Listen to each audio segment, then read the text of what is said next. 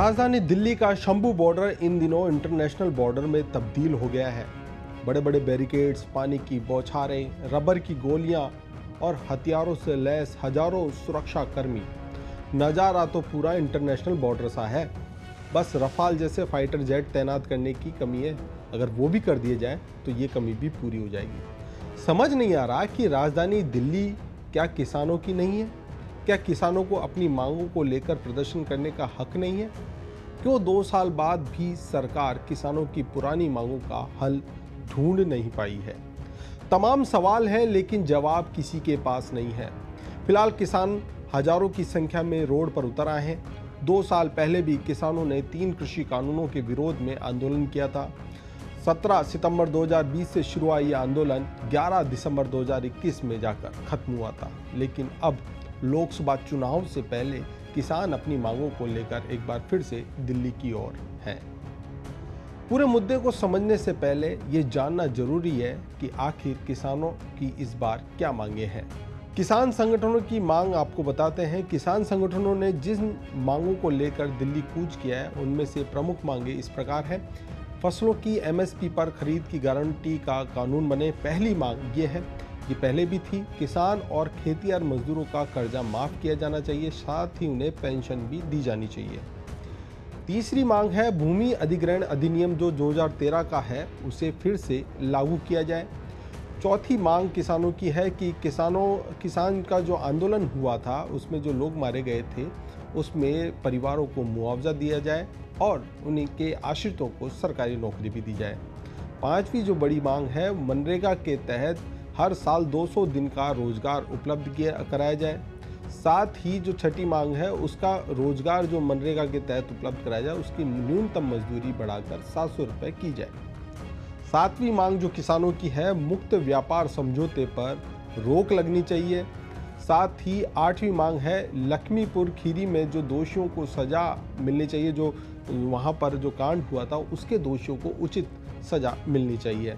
नवी मांग जो किसानों की है, नकली बीज और कीटनाशक खाद बनाने वाली कंपनियों पर कानूनी शिकंजा कसा जाए।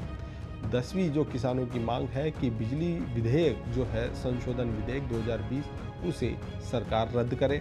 11वीं मांग है मसाले वाली जो फसलें हैं उसके लिए राष्ट्रीय आयोग का गठन किया जाए। वैसे किसानों की मांगे और भी है जो, मगर प्रमुखतः ये 11 मांगे हैं। आज़ादी के बाद से फसलों के एमएसपी यानी न्यूनतम समर्थन मूल्य के लिए कानून बनाने की मांग हो रही है। सत्ता में नहीं रहने वाले दल किसानों से इस बात का वादा करते हैं कि उनकी फसलों का उचित मूल्य दिलाया जाएगा, पर एमएसपी पर कानून कभी नहीं बना।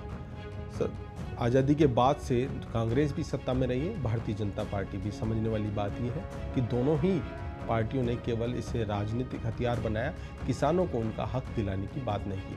हालांकि कुछ राज्यों ने आधे अधूरे मन से एमएसपी का कानून जरूर बनाया, लेकिन उसे भी कोई फायदा मिलता किसानों को नजर नहीं आया। वैसे ये समस्या कृषि या आर्थिक होने के बजाय राजनीतिक ज़्यादा नजर आती है। अब लोकसभा चुनाव नज़दीक है, इसे देखते हुए जिस तरह से किसान संगठन सक्रिय हुए हैं और उन्हें खुलकर विपक्ष का सपोर्ट मिल रहा है, उससे यह आंदोलन राजनीतिक हो गया है। राहुल गांधी ने भी किसान आंदोलन को सपोर्ट करते हुए सोशल मीडिया एक्स पर लिखा है कि किसान भाइयों के लिए आज ऐतिहासिक दिन है।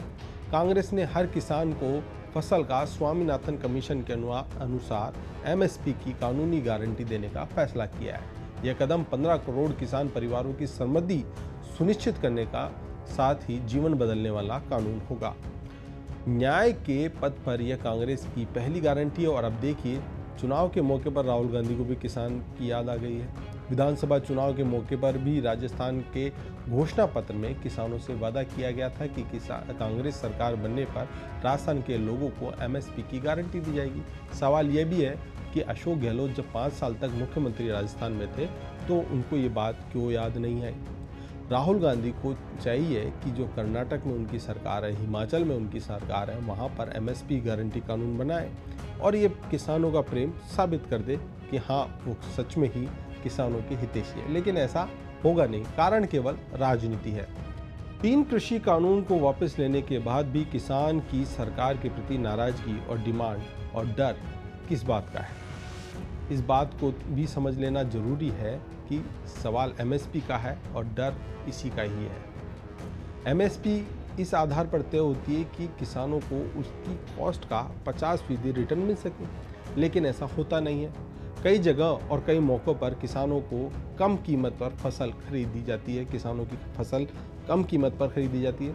अभी तक इस पर कोई कानून नहीं है। ऐसे में किसान अपनी बात को कानूनी तरीके से कैसे रखे और कहाँ रखे?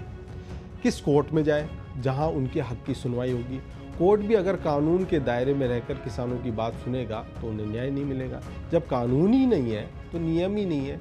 नियम है केवल तो सरकार चाहे तो एमएसपी को रोक भी सकती है, यानी ख़त्म भी कर सकती है।